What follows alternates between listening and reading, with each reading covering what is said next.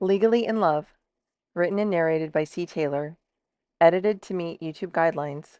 To purchase the unedited book, please click the link in the description. Chapter 12. Something was wrong. He was being pulled out of a deep dream, fighting to surface. Something was missing from his chest. It was cooler than it should be. It was dark. He was alone in his room.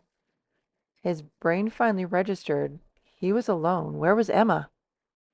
He sat straight up. It was dark. No lights on in the bathroom, no lights outside his room. Emma hated going anywhere without lights, afraid of stepping on something. This was wrong, all wrong. Emma, he called out. No answer. This didn't make sense. Panic was setting in fast. He rushed to the closet. Had she left him? The moment he stepped in, he heard, "Rick, you come near me, I swear I'll end you." John froze. The voice sounded like Emma, but it was cold, menacing.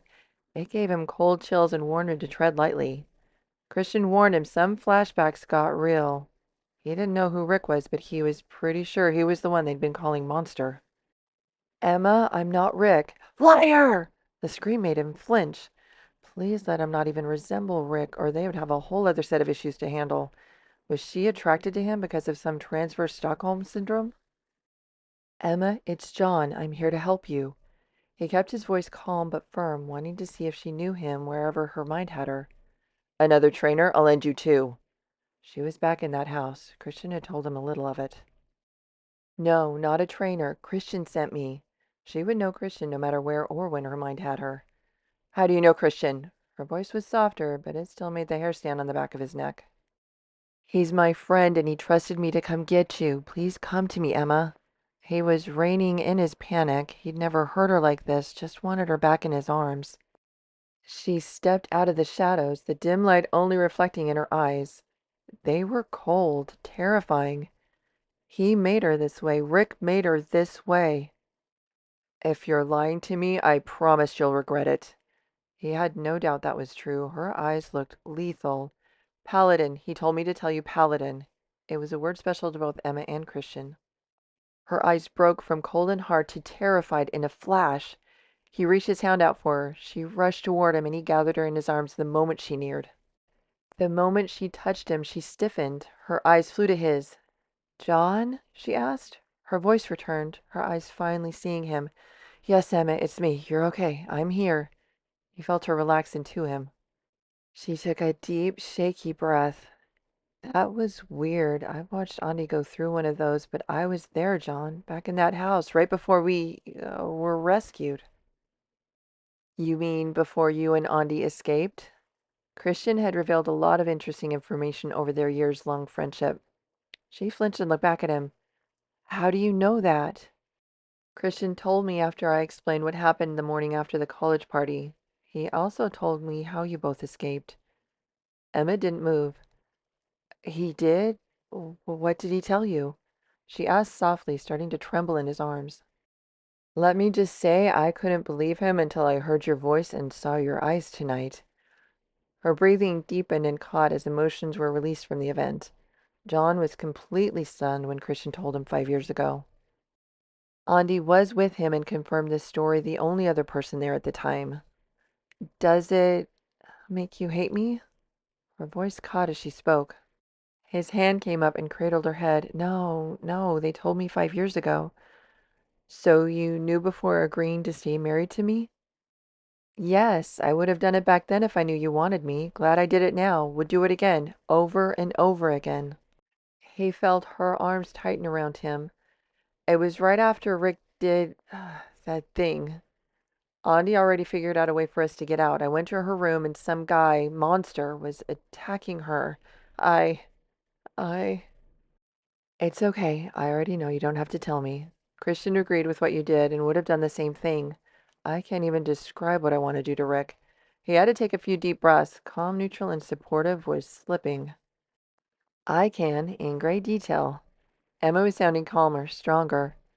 John chuckled. "We can compare notes later. Do you feel comfortable coming back to bed with me?" Her head nodded against his chest. Edited for content. He took her in his arms and carried her to the bed. She pulled him into a kiss. It was hard, insistent, urgent. She needed him. He needed to retain control. He could do both. He laid her down, kissing her long and hard, pulled her arms up and over her head. Keep these here, he instructed, and didn't wait for her agreement. He knew she would keep them exactly where they were. Edited for content. She was relaxed and drifting into sleep. Maybe next time he would let her, edited for content, to take the edge off. Just that thought made him groan. He guided her under the covers, closing them into the familiar cocoon of the blankets and each other's arms. He was awoken by her hand moving on his chest, tracing his pecs and running along his collarbone. Before that moment, he hadn't realized how sensitive his chest was. Again, another avenue to explore with the woman who didn't hold anything back. "How are you feeling?" he asked gently and started stroking her hair. She nuzzled her face against his chest. Edited for content.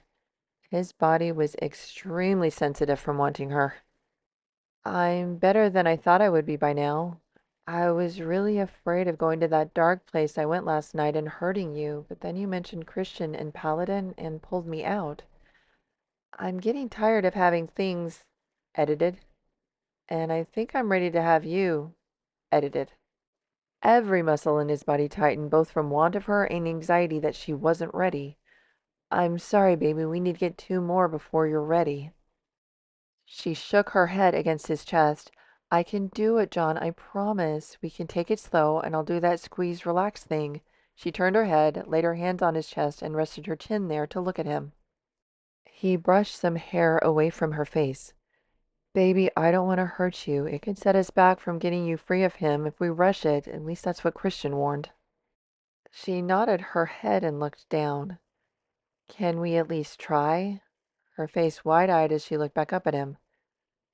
That sounded reasonable. "If it hurts or you get uncomfortable in any way, you'll tell me?" She used her finger to cross his chest. "I promise." Her smile filled him with joy and need. "I don't think it's legal if you cross someone else's heart, but I'll take it." He smiled at her and scanned her beautiful face. "Wait here." He kissed her soundly as he moved out of the bed. "I'll be right back." Edited for content. "John, John, oh John!" she screamed and reached for him. He heard his name from her voice through the pounding in his ears and shattered. He grabbed her outstretched arm. Edited for content. It took several minutes for him to be able to move. When he could finally reach for her, she was shaking and quiet. His alarm bells went off. "Are you okay?" he asked gently. She snuggled into him but kept her head down, wouldn't show him her eyes. All he got was her nod in his chest. He stroked her hair and urged her head up to look at him. Her eyes were still in shadows. He was starting to get frustrated. "Are you still with me, Emma?" Still no words, just nodded her head and lowered her face back into his chest. "I need to hear your voice, Emma. Are you okay?" "I'm okay, John. I'm just trying to process.